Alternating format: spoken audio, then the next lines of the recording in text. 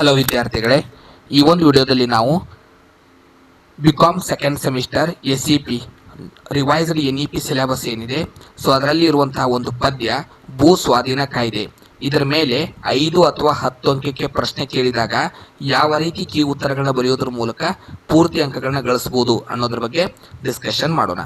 So ಭೂ ಸ್ವಾಧೀನ ಕಾಯ್ದೆ ಈ ಪದ್ಯ ಮೊದಲು ಪೀಠಿಕೆಯನ್ನು ಬರೀಬೇಕು.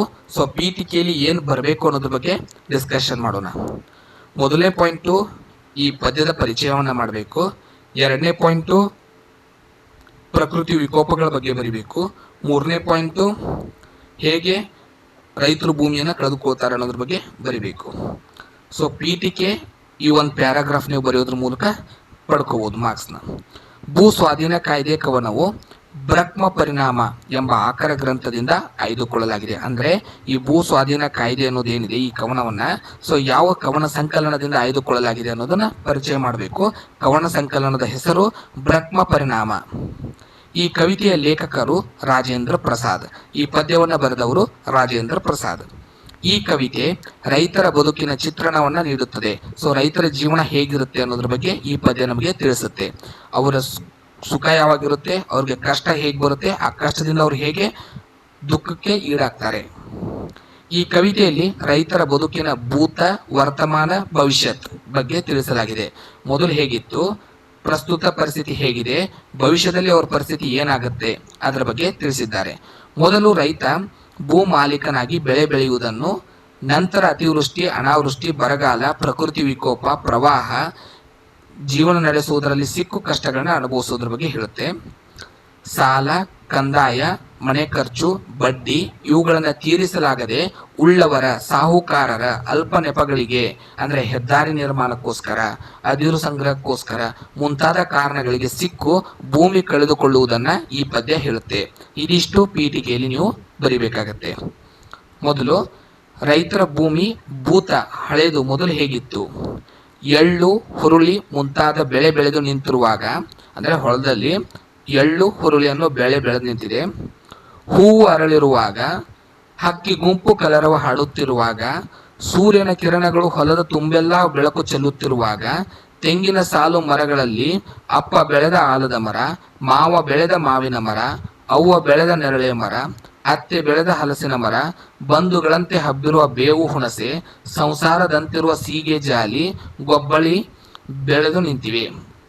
ಸೊ ಮೊದಲು ರೈತರ ಭೂಮಿ ಹೇಗಿದೆ ಅಂದ್ರೆ ಎಲ್ಲೂ ಹುರುಳಿ ಬೆಳೆದು ನಿಂತಿದೆ, ಹೂವು ಅರಳಿದೆ, ಹಕ್ಕಿಗಳ ಗುಂಪು ಹೊಲದ ತುಂಬೆಲ್ಲ ಹಾಡಾಡುತ್ತಿದೆ, ಸೂರ್ಯನ ಕಿರಣಗಳಿಂದ ಹೊಲ ತುಂಬೆಲ್ಲ ಬೆಳಕು ಚೆಲ್ಲಿದೆ, ತೆಂಗಿನ ಸಾಲಿದೆ ಸುತ್ತಲೂ, ಅಂದ್ರೆ ಹೊಲದ ಸುತ್ತಲೂ ತೆಂಗಿನ ಸಾಲಿದೆ, ಅಪ್ಪ ಬೆಳೆದಂತಹ ಮಾವಿನ ಮರಗಳ ಸಾಲಿದೆ, ಮಾವ ಬೆಳೆದಂತಹ ಮಾವಿನ ಮರಗಳ ಸಾಲಿದೆ, ಅಪ್ಪ ಬೆಳೆದಂತಹ ಆಲದ ಮರದ ಸಾಲಿದೆ, ಅವ್ವ ಬೆಳೆದಂತಹ ನೆರಳೆ ಮರದ ಸಾಲಿದೆ, ಅತ್ತೆ ಬೆಳೆದಂತಹ ಹಲಸಿನ ಮರದ ಸಾಲಿದೆ, ಬಂಧುಗಳಂತೆ ಬೇವು ಹುಣಸೆ ಎಲ್ಲೆರಡೆ ಹಬ್ಬಿದೆ, ಸಂಸಾರದಂತೆ ಸೀಗೆ ಜಾಲಿ ಗೊಬ್ಬಳಿ ಬೆಳೆದು ನಿಂತಿದೆ. ಸೊ ಇದಿಷ್ಟು ಭೂಮಿ ಭೂತಕಾಲದಲ್ಲಿ ರೈತರ ಕಡೆ ಇದ್ದಾಗ ಹೇಗಿತ್ತು ಅನ್ನೋದ್ರ ಬಗ್ಗೆ.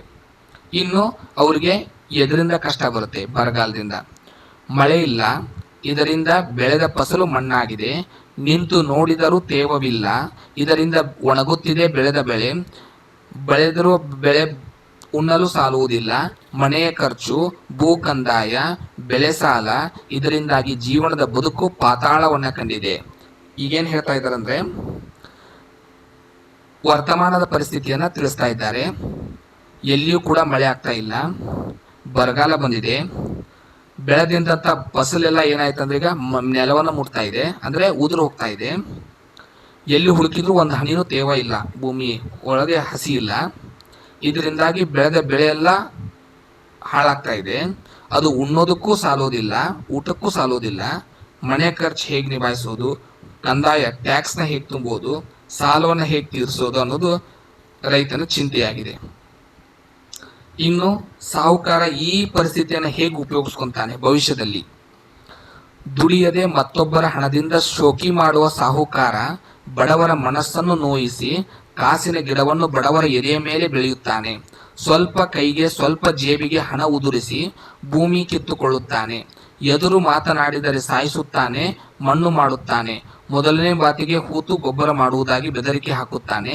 ಎರಡನೇ ಮಾತು ಮಾತನಾಡಿದರೆ ಏಟು ಕೊಡುವುದಾಗಿ ಹೇಳುತ್ತಾನೆ. ಸೊ ಸಾಹುಕಾರನ ದೌರ್ಜನ್ಯ ಯಾವ ರೀತಿ ಇದೆ? ಸಾಹುಕಾರ ಅಂದ್ರೆ ಹೇಗಂದ್ರೆ ಯಾವುದೇ ರೀತಿ ದುಡಿಯೋದಿಲ್ಲ, ಬರೀ ತನ್ನ ಹಣದಿಂದ ಶೋಕಿ ಮಾಡ್ತಾನೆ. ದುಡಿಯುವಂತ ಕಷ್ಟಪಡುವಂತ ಬಡವರ ಮನಸ್ಸಿನಲ್ಲಿ ಹೆದರಿಕೆಯನ್ನು ಸೃಷ್ಟಿ ಮಾಡಿ ಅವರು ದುಡಿದಂತಹ ದುಡಿಮೆಯಿಂದ ತನ್ನ ಜೀವನವನ್ನು ನಡೆಸ್ತಾನೆ. ಏನಾದ್ರೂ ಎದುರು ಮಾತನಾಡಿದರೆ ಅವರನ್ನ ಸಾಯಿಸ್ತಾನೆ. ಮೊದಲನೇ ಮಾತಿಗೆ ಬೆದರಿಕೆ ಹಾಕ್ತಾನೆ, ಎರಡನೇ ಮಾತಿಗೆ ಹೂತು ಹಾಕ್ತಾನೆ ಹೊಡೆದು. ಸೊ ಇದಿಷ್ಟು ಸಾಹುಕಾರನ ದೌರ್ಜನ್ಯ. ಇದರಿಂದ ಏನಾಗುತ್ತೆ? ಆರ್ಥಿಕ ಅಸಮಾನತೆ ಉಂಟಾಗುತ್ತೆ. ಶ್ರೀಮಂತರ ಬಂಗಾರವು 100 ಪಟ್ಟು ಹೆಚ್ಚಾಯಿತು, ದುಡಿಯುವವರ ಬೊಕ್ಕಸ ಖಾಲಿಯಾಯಿತು. ಅಂದ್ರೆ ಶ್ರೀಮಂತರದು ಇನ್ನೂ ಶ್ರೀಮಂತಿಗೆ ಹೆಚ್ಚಾಗಿ ಅವ್ರ ಕಡೆ ಇದ್ದಂತ ಹಣ 100 ಪಟ್ಟಾಯಿತು. ಆದ್ರೆ ಬಡವರ ಪರಿಸ್ಥಿತಿ ಏನಾಯ್ತಂದ್ರೆ ಜೀವನ ಖಾಲಿ ಆಯಿತು. ಸೊ ಇದಿಷ್ಟು ನೀವು ಉತ್ತರಗಳನ್ನ ಬರಿಬೇಕಾಗತ್ತೆ. ಇದಿಷ್ಟು ಪಾಯಿಂಟ್ಸ್ ನೀವು ಬರೆದ್ರೆ ಪೂರ್ತಿ ಅಂಕಗಳನ್ನ ಪಡ್ಕೋಬಹುದು. ಮೊದಲಿಗೆ ಪೀಠಿಕೆಯನ್ನು ಬರಿಬೇಕು. ಎರಡನೇ ಭಾಗದಲ್ಲಿ ರೈತರ ಭೂತಕಾಲದಲ್ಲಿ ಭೂಮಿಯೊಳಗೆ ಏನೇನು ಬೆಳೆದಿತ್ತು ಅದು ಏಕೆ ಹಾಳಾಯಿತು ಅನ್ನೋದಕ್ಕೆ ಕಾರಣ, ಭವಿಷ್ಯದಲ್ಲಿ ಮುಂದೆ ಅಂದ್ರೆ ವರ್ತಮಾನ ಆದ ನಂತರ ಭವಿಷ್ಯದಲ್ಲಿ ಯಾವ ರೀತಿ ಸಾಹುಕಾರರು ಜನರಿಗೆ ದ್ರೋಹ ಮಾಡ್ತಾರೆ. ಇನ್ನು ಉಪಸಂಹಾರದಲ್ಲಿ ಆರ್ಥಿಕ ಅಸಮಾನತೆ ಬಗ್ಗೆ ನೀವು ಬರೀಬೇಕು. ಸೊ ಇದಿಷ್ಟು ಬರೆದ್ರೆ ನಿಮಗೆ ಪೂರ್ತಿ ಅಂಕಗಳನ್ನ ಪಡ್ಕೋಬಹುದು. ಸೊ ಇದರ PDF ಅಥವಾ ನಿಮಗೆ ಪ್ರಿಂಟೆಡ್ ನೋಟ್ಸ್ ಬೇಕಂದ್ರೆ ನಮ್ಮ ಪರಿಮಳ ಪುಸ್ತಕವನ್ನು ನೀವು ಖರೀದಿಸಬಹುದು. ನಮ್ಮ ಪರಿಮಳ ಸೀರೀಸ್ನಲ್ಲಿ ಎಲ್ಲ ವಿಷಯಗಳು ಒಂದೇ ಪುಸ್ತಕದಲ್ಲಿ ಲಭ್ಯವಾಗುತ್ತೆ. ಚಾಪ್ಟರ್ ವೈಸ್ ನೋಟ್ಸ್ ಇರುತ್ತೆ. ಹಿಂದಿನ ಮತ್ತು ಪ್ರೆಸೆಂಟ್ ಮಾದರಿ ಪ್ರಶ್ನೆ ಪತ್ರಿಕೆಗಳು KUDR ಏನು ಬಿಡುಗಡೆ ಮಾಡಿದರೆ ಅವುಗಳ ಉತ್ತರವನ್ನು ಹೊಂದಿರುತ್ತೆ. ಇಂಪಾರ್ಟೆಂಟ್ ಕ್ವಶನ್ ಆನ್ಸರ್ಸ್ ಕೂಡ ನಿಮಗೆ ಲಭ್ಯವಿರುತ್ತೆ. ಇವೆಲ್ಲದಕ್ಕೂ ಉತ್ತರ ನಾವು KUD ಅವರಿಂದ ಕೀ ಉತ್ತರಗಳನ್ನು ಪಡ್ಕೊಂಡು ಅಪ್ಲೋಡ್ ಮಾಡಿರ್ತೀವಿ ಅದರಲ್ಲಿ. ಸೊ ಇದಕ್ಕೆ ಬೇಕಾದಂತಹ ನೀವು ನೋಟ್ಸ್ನ ಆರ್ಡರ್ ಮಾಡಬೇಕಂದ್ರೆ ಕೆಳಗಡೆ ಕೊಟ್ಟಿರುವಂಥ ಡಿಸ್ಕ್ರಿಪ್ಷನ್ ಅಲ್ಲಿ ನೀವು PDF ನೋಟ್ಸ್ ಪಡ್ಕೋಬಹುದು, ನಮ್ಮ ಪುಸ್ತಕವನ್ನು ಆರ್ಡರ್ ಮಾಡ್ಬೋದು, ಅಥವಾ ನಮ್ಮ ಆ್ಯಪ್ನ ಜಾಯಿನ್ ಆಗೋದ್ರ ಮೂಲಕ ನೀವು ಕ್ಲಾಸ್ಗಳನ್ನ ಪಡ್ಕೋಬಹುದು.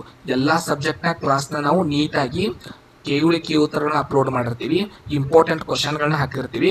ನಮ್ಮ ಕ್ಲಾಸ್ನ ಜಾಯಿನ್ ಆಗ್ಬೇಕಂದ್ರೆ ಡಿಸ್ಕ್ರಿಪ್ಷನ್ ಅಲ್ಲಿ ಕೊಟ್ಟಿರುವಂಥ ಲಿಂಕ್ ಮೇಲೆ ಕ್ಲಿಕ್ ಮಾಡಿ ನಮ್ಮ ತರಗತಿಯನ್ನು ನೀವು ಜಾಯಿನ್ ಆಗ್ಬೋದು. ಮುಂದಿನ ವಿಡಿಯೋದಲ್ಲಿ ಮತ್ತೊಂದು ಪದ್ಯದೊಂದಿಗೆ ಸಿಗೋಣ. ಧನ್ಯವಾದಗಳು.